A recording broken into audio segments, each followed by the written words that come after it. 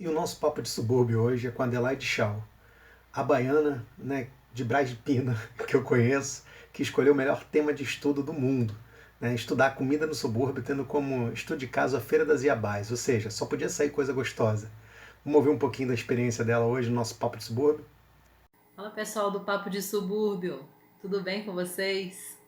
Eu sou Adelaide Chau, uma baiana nascida e criada em Salvador, mas que carioquei, suburbanizei há 20 anos, morando aqui em Brasília, com os cachorros do vizinho latino ao lado, e que carinhosamente recebi o convite do Rafael Matoso para vir aqui falar para vocês um pouquinho sobre comida de subúrbio, para deixar todo mundo com água na boca. Eu sou publicitária, professora, pesquisadora da Faculdade de Comunicação Social da UERJ e nesses últimos anos venho desenvolvendo pesquisas relacionadas à comunicação, à cultura, à memória e à comensalidade na região da Grande Madureira. E defendi recentemente, agora em fevereiro desse ano, a minha tese de doutorado sobre comida de subúrbio. Eu já vinha fazendo pesquisa sobre a Feira das Iabás, e nos meus registros de campo, e na minha memória também ficava guardado, sempre apareceu a expressão comida de subúrbio. As pessoas iam para a Feira das Iabás e quando eu perguntava a elas o que motivava elas a consumir o almoço de domingo na rua, na feira. O samba sempre apareceu, a questão do consumo musical, né, o samba de raiz, como as pessoas se referem na sua grande maioria. Mas as pessoas sempre diziam, eu vim aqui porque aqui eu vou encontrar uma comida de subúrbio, eu vou comer a comida de subúrbio. Apareciam também expressões como comida de vó, comida de mãe, né? Vou comer o quintal de casa. As pessoas se referem ao espaço da Feira das Iabás como um quintal a céu aberto. Né? É tudo muito familiar para as pessoas. E aí essa expressão comida de subúrbio, eu não consegui, não dei conta de desvelá-la durante a pesquisa do mestrado. Apresentei um projeto e passei os últimos 4 anos debruçada sobre essa relação, né, da comensalidade e do território. A minha grande questão era se a comida de subúrbio poderia ressignificar o território de Oswaldo Cruz e Madureira. Então eu fui entender como é que se formou é, esse grande cardápio, vamos chamar assim, né? Essas comidas que fazem parte do cotidiano, do botequim carioca, do comer na rua, né? De curtir essas festas, desde o período colonial até o século XX. Então eu fui entender e procurar saber que comidas eram preparadas nas boticas, quando ainda não existiam as farmácias, nas botiquinhas, que eram pequenos armazéns, né? Nas tabernas, nos quiosques, espaços que antecedem o restaurante. O restaurante, como a gente conhece hoje, não tem nada a ver do que quando ele foi criado.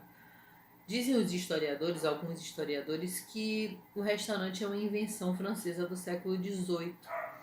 E elas eram casas que não tinham sociabilidade. Assim. A sociabilidade era muito pouca, porque eram casas designadas a restaurar a saúde das pessoas. Então aquelas pessoas que estavam doentes, debilitadas, elas iam até essas casas para consumir sopas, caldos que fossem restauradores à sua saúde. Muitas vezes elas chegavam com receitas dos médicos para que fossem preparados aqueles alimentos. Então a pessoa chegava tão mal, tão debilitado, que não tinha conversa. Não é o restaurante de antigamente, como era na França, não tinha nada a ver com o restaurante que a gente conhece hoje.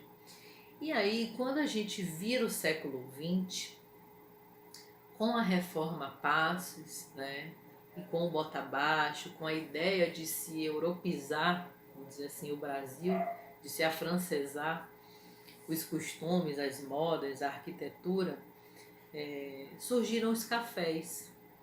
Começaram a as tabernas começaram a mudar de cara e aí a gente começa a ver o aparecimento dos restaurantes.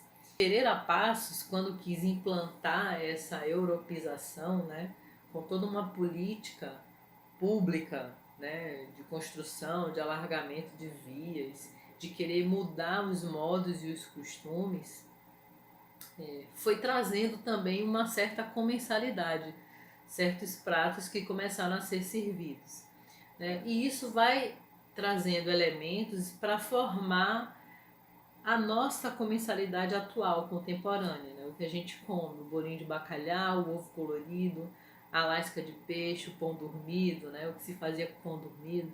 Então eu trago na minha pesquisa esses espaços de lazer popular para entender que comidas são essas que são servidas, né? E aí quando eu chego na Reforma Passos, que é quando se criam os subúrbios, quando as pessoas são expulsas, né, da região central da cidade, começam a ir formar os bairros mais afastados do centro, e aí vem o termo subúrbio, suburbe, né, que está afastado do centro da urbe. Eu continuo com a minha pesquisa para entender que culinária é essa e que novos espaços de lazer são dessa época. E aí surgem os quintais do subúrbio, né? Com toda a sua cultura das rodas de jongo, dos terreiros, dos almoços em família, né? O quintal como aquele local que agregava toda a família, que era o maior espaço da casa. Então, na arquitetura, muitas casas tinham uma fachada pequena, né? Mas o quintal era um espaço muito grande. Você tinha árvores no quintal, né? Existia toda uma sociabilidade ali reunida. Então, quando eu chego nessa questão do subúrbio propriamente dito, eu vou fazer a pergunta: suburbe para quem? Né? Porque chega um determinado momento em que o subúrbio começa a ser estigmatizado, como desqualificado, como um lugar de pouca infraestrutura, um lugar que era preterido pelo poder público, né? As próximas gestões dos prefeitos, dos governadores, privilegiam outros espaços e o subúrbio sempre vai ficando, os bairros dos subúrbios sempre vão ficando para depois. E aí o subúrbio ganha esse estigma, né, de desqualificado. E isso, essa questão do desqualificado, já naquela época, não condiz com essa comida de subúrbio, que é muito qualificada, né? São pratos, são elementos preparados para muitas pessoas. A característica da comida de subúrbio, uma das características da comida de subúrbio, está na fartura, está na qualidade do preparo, do afeto do preparo. E aí, na virada do século XXI, eu vou trazer uma discussão acerca das reformas urbanas que vivemos por conta dos mega eventos, né? A chegada dos eventos como a Jornada Mundial da Juventude, a Copa do Mundo e os Jogos Olímpicos transformam a região da Grande Madureira, transformam o bairro de Madureira num ponto turístico, né? E isso traz economia, isso ressignifica o espaço e traz novos usos para a própria população, a comunidade que vive nesse local. Eu vou tratar dessas iabás já nessa virada e dessa culinária para falar como essa comida vem ressignificando esse território. Eu descobri nas minhas entrevistas com as iabás, trago Tia Maria do Jongo, porque não tem como falar de subúrbio, falar de quintal de subúrbio e não trazer a cultura jongueira. Tive a felicidade de entrevistá-la algumas vezes, de participar das rodas de jongo, de fazer aulas do jongo na casa do jongo, né? Porque eu costumo dizer que Tia Maria, ela era uma iabá, né? Uma mãe, uma pessoa sempre preocupada se as crianças já tinham comido, né? Das atividades, das ações que a Casa do Jongo desenvolve. e eu costumo dizer que ela não tinha uma barraca fixa na feira, mas ela fazia do palco da Feira das Iabás a sua barraca, porque lá ela oferecia o que ela tinha de melhor, que era o jongo, a cultura, a importância da cultura. Ela, com a sua idade avançada, mas com aquela voz firme para cantar, né? Então, tive a oportunidade de trazer essa história e falar, ressaltar a importância do jongo para a cultura do subúrbio. As Iabás, propriamente ditas, me debrucei mais ainda sobre a história de algumas delas, Tia Nira, queridíssima, né? Para contar o quanto a Feira das Iabás vem mudando não só a vida dela, mas o cotidiano da vida dela e o cotidiano do bairro. Como nesses últimos 10 anos o bairro de Oswaldo Cruz foi ressignificado, né? Foi transformado. Então eu trato as Iabás como agentes da cultura, né? Até porque a Feira das Iabás foi declarado Patrimônio Cultural e Material do Estado, né?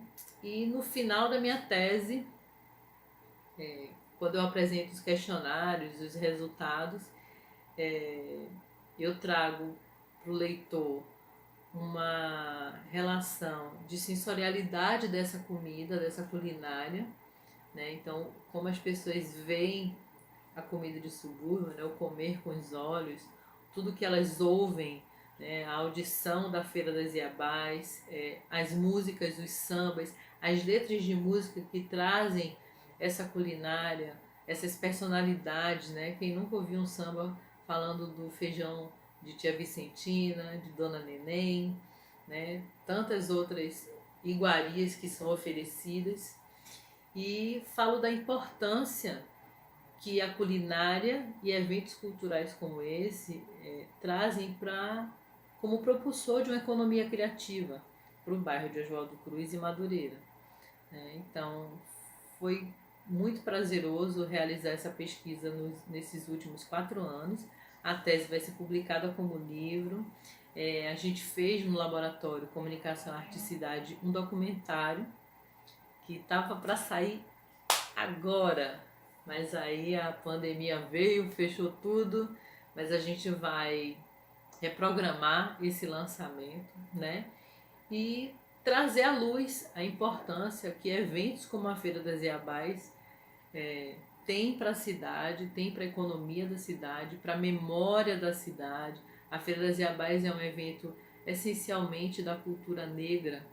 A presença negra é muito maravilhosa, é enorme na Feira das Iabás. Então a feira é um espaço de resistência, de comunicação. Então eventos como esse a gente precisa manter. O subúrbio é vivo, porque tem, dentre tanta diversidade, tem também a Feira das Iabás. Muito obrigada, Rafael. Até a próxima.